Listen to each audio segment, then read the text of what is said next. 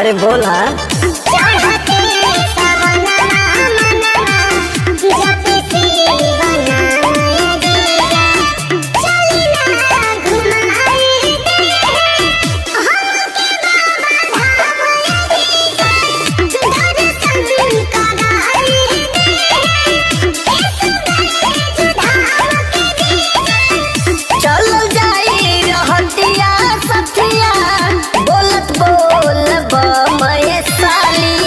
चली ना घुमाई दीहब एसो बाबा धाम ये साली दर्शन कराई दीहब एसो बैजू धाम के साली।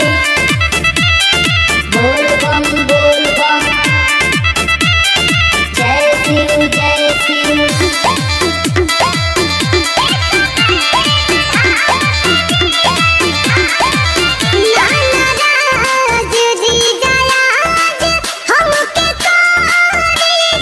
अरे ना हो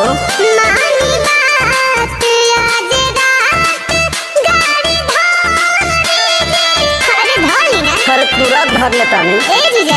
अरे हमरो तो मन साली है नुबार करतानी जाके कुछो जुगाड़।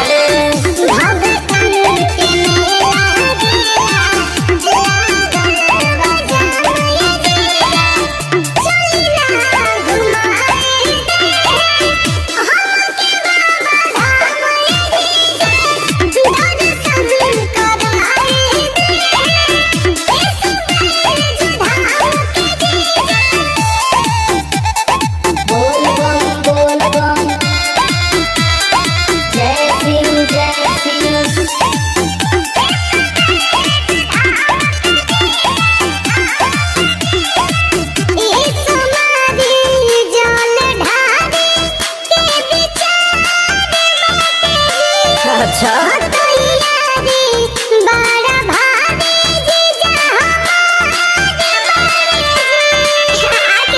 अरे वो तो देखते बानी। अरे आवतानी दो गोटी कट बना के कहवा से मिली गाड़ी पाता लगा के।